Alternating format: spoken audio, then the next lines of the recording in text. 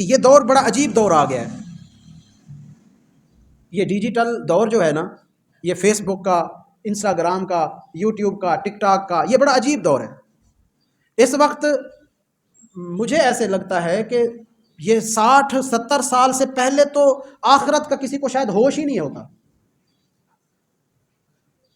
اگر میں یہ کہوں نا کہ ایک اعتکاف سنت کرنے سے 2 حج اور 2 عمرے کا ثواب ملتا ہے، حدیث میں ہے، ایک اعتکاف سنت کرنے سے 2 حج اور 2 عمرے کا ثواب ملتا ہے، تو اس کو ہمارا جوان طبقہ ایک سہانا خواب سمجھ کے اگنور کر دیتا ہے.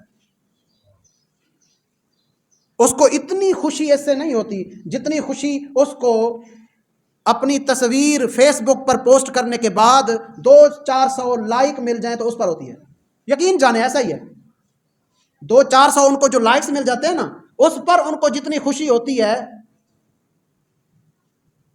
جتنی چاہت ہوتی ہے، جتنی طلب ہوتی ہے، جتنی تڑپ ہوتی ہے، اتنی تڑپ چاہت اس کی نہیں بنتی اگر میں ان کو کہوں 2 حج اور 2 عمرے کا ثواب ملتا ہے.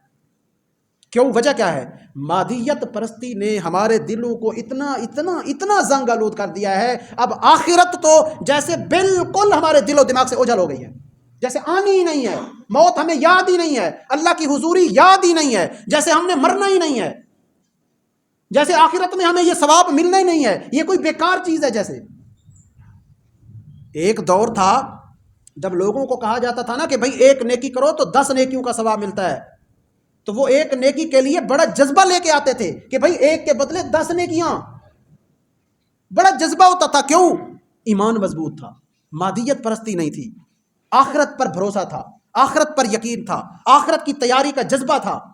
اب مادیت پرستی ہے، دنیا داری ہے، ڈیجیٹل دور ہے. اب آخرت بھول گئی ہے، اب اللہ کے حضور حضوری بھول گئی ہے. اب لوگ جتنا لائکس کومنٹس ان کے اوپر خوش ہوتے ہیں، اتنے حج اور عمرے کا ثواب بتانے پر بھی خوش نہیں ہوتے. میرے بھائیوں، موت کو یاد کرو، آخرت کو یاد کرو، اس کی تیاری بھی ساتھ ساتھ کرنی ہے. یہ نہیں پتا کہ آپ 60 سال کے ریٹائر ہوں گے یا نہیں ہوں گے، نہیں پتا پہلے چلے جائیں گے یا بعد میں جائیں گے. ہر وقت تیار رہو.